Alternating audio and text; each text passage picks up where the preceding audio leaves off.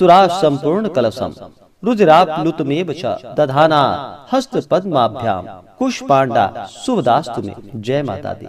जय श्री राधे कृष्ण। आप सभी का हमारे YouTube चैनल पे बहुत बहुत स्वागत है। आइए आज चौथे दिन माता कुष्मांडा की कथा सुनते हैं। माता दुर्गा का चौथा स्वरूप जो कि माता कुष्मांडा का माना गया है। नवरात्रि के चौथे दिन कुष्मांडा माता का पूजन किया जाता है। जो भी भक्त सच्ची श्रद्धा के साथ माता कुष्मांडा का पूजन करते हैं, दुर्गा सप्तशती का पाठ करते हैं, दुर्गा चालीसा का पाठ करते हैं, उनके सभी दुख और कष्ट दूर हो जाते हैं तथा सभी प्रकार के सुख और समृद्धि की प्राप्ति होती है। माता कुष्मांडा की आराधना करने से आराधकों के सभी रोग शोकों का नाश हो जाता है।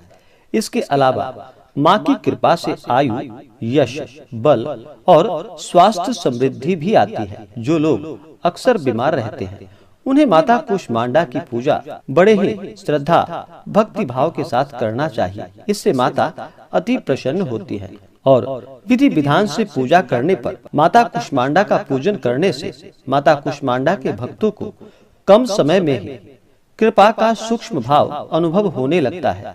माता कुष्मांडा अपने भक्तों को सभी प्रकार के आधियों व्याधियों से मुक्त कर देती है और उसे सुख समृद्धि और उन्नति को प्रदान करती है। अंततः माता कुष्मांडा की उपासना भक्तों के लिए बड़ा ही पुण्यदायक माना गया। माता कुष्मांडा के पूजन के दौरान इस दिन सुबह उठना चाहिए।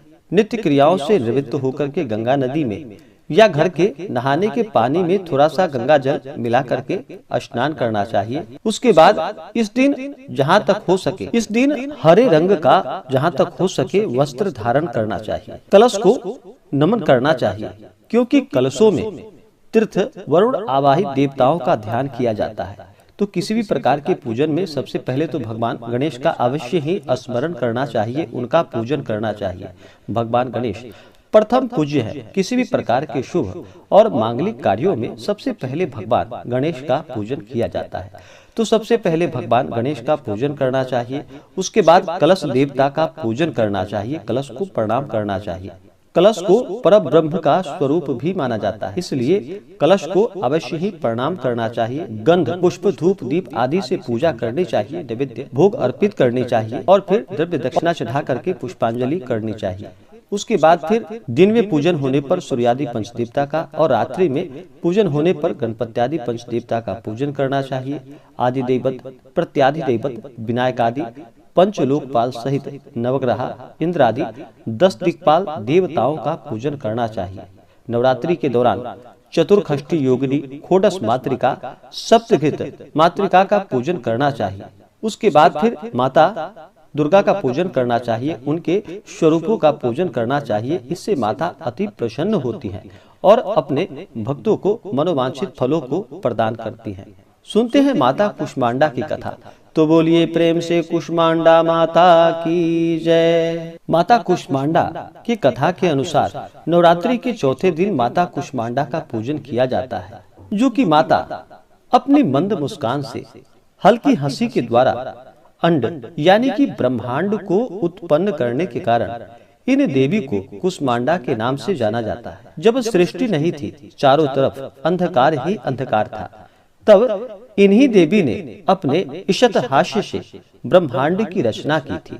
इसलिए इसे सृष्टि की आदि स्वरूपा या आदि शक्ति के नाम से जाना जाता है। माता कुष्मांडा की 8 भुजाएं हैं, इसलिए अष्टभुजा माता कहलाती हैं। इनके 7 हाथों में कर्मशः जैसे कि कमंडल, धनुष, बाण, कमल पुष्प, अमृत पूर्ण कलश, चक्र तथा गदा है और 8वें हाथ में सभी सिद्धियों और निधियों को प्रदान करने वाली जपमाला है।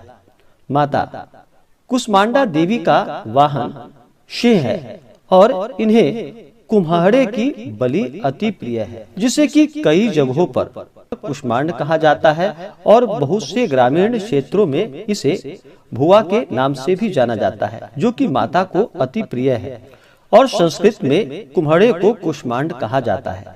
इसलिए माता कुष्मांडा देवी को कुष्मांडा कहा जाता है, जो कि माता कुष्मांडा का वास सूर्य मंडल के भीतर लोक में माना गया है। सूर्य लोक में रहने की शक्ति और क्षमता केवल उन्हीं में है, इसलिए इनके शरीर की कांति और प्रभा सूर्य की भांति ही दैदीप्यमान है। इनके ही तेज से दसों दिशाएं अलौकित हैं। ब्रह्मांड की सभी वस्तुओं और प्राणियों में इन्हीं का तेज व्याप्त है। अचंचल और पवित्र मन से नवरात्रि के चौथे दिन माता कुष्मांडा की पूजा और आराधना अवश्य ही करनी चाहिए। इससे भक्तों के सभी रोगों और शोकों का नाश हो जाता है तथा उन्हें आयु, यश, बल और आरोग्य की प्राप्ति होती है। माता कुष्मांडा देवी अत्यंत अल्प सेवा से ही, यानी कि थोड़े से सेवा से ही माता कुष्मांडा प्रसन्न हो जाती हैं और अपने भक्तों को जो भी सच्ची श्रद्धा के साथ माता का पूजन करते हैं, कथा श्रवण करते हैं, माता कुष्मांडा के मंत्रों का जप करते हैं, उनका नाम स्मरण करते हैं, तो माता थोड़े से ही पूजन से प्रसन्न हो जाती हैं और अपना कृपा प्रदान करती हैं। इसलिए माता कुष्मांडा का पूजन करने से कम समय में ही भक्तों को उनकी कृपा का सूक्ष्म भाव अनुभव होने लगता है। तो बोलिए प्रेम से कुष्मांडा माता की जय। कुष्मांडा माता का इस दिन विशेष प्रकार से जल से अभिषेक करना चाहिए, पंचामृत से अभिषेक करना चाहिए। माता कुष्मांडा को शुद्ध गंगा जल से उनका अभिषेक करना चाहिए। फिर माता को वस्त्र अर्पित करनी चाहिए, हरे वस्त्र या लाल वस्त्र माता को अर्पित करनी चाहिए। उसके बाद अक्षत, चंदन, पुष्पों की माला माता को अर्पित करनी चाहिए। महिलाएं माता सिंदूर चढ़ाएं और फिर माता को धूप और दीप दिखाएं। अनेक प्रकार का नैवेद्य अपने श्रद्धा और सामर्थ्य के अनुसार दूध से बने हुए मिठाई का माता कुष्मांडा को भोग लगाए या मालपुए का भोग लगाए। जितने भी प्रकार के फल हो उनका माता को भोग लगाए, ऋतु फल आदि का भोग लगाए। इससे माता अति प्रसन्न होती हैं। भोग लगाने के बाद फिर जल से माता का आचमनी करे। उसके बाद द्रव्य और दक्षिणा चढ़ाएं। फिर माता कुष्मांडा को पुंगी फल तांबूल अर्पित करे, साथ में लौंग और हरी इलायची डाल करके माता को अर्पित करे। पुंगी फल यानी कि सुपारी को पुंगी फल कहा जाता है और तांबूल यानी कि पान पत्र माता को लौंग इलायची डाल करके अवश्य ही अर्पित करनी चाहिए। यह बड़ा ही लाभकारी होता है, इससे माता अति प्रसन्न होती है। इसी प्रकार से माता कुष्मांडा देवी का पूरे विधि विधान के साथ पूजन करना चाहिए। फिर माता की आरती करनी चाहिए। जहाँ तक हो सके दुर्गा सप्तशती का पाठ करे, यह संभव ना हो तो श्रवण करे, दुर्गा चालीसा आदि का पाठ करे। इससे अनंत गुना पुण्य फलों की प्राप्ति होती है और माता अपने भक्तों की सभी इच्छाओं को पूर्ण करती है। व्रत के दौरान नियमों का पालन करना चाहिए, शुद्ध और सात्विकता का पालन करना चाहिए, ब्रह्मचर्य का पालन करना चाहिए, किसी के ऊपर क्रोध नहीं करनी चाहिए, किसी के प्रति अपने मन में ईर्ष्या या द्वेष का भाव नहीं लाना चाहिए, सदा ही धर्म का आचरण करते हुए रहना चाहिए। व्रत के दौरान, नवरात्रि के दौरान किसी भी महिला का या कन्या कुमारी का अपमान बिल्कुल भी नहीं करना चाहिए, इससे माता क्रोधित हो जाती है। और धर्म का आचरण करते हुए भक्ति भाव के साथ ही माता का पूजन करना चाहिए। तो आशा करता हूँ कि यह जानकारी आपको अच्छा लगा हो। ऐसे ही ज्ञानवर्धक जानकारियाँ प्राप्त करने के लिए हमारे इस चैनल को लाल बटन दबा करके सब्सक्राइब करें, साथ में बेल आइकन घंटी दबाएं ताकि मेरे वीडियो का नोटिफिकेशन आपके पास सबसे पहले पहुंचे। वीडियो को लाइक और अपने मित्रों तथा दोस्तों के साथ शेयर करें। सुखी रहें और स्वस्थ रहें। जय श्री राधे कृष्ण। धन्यवाद।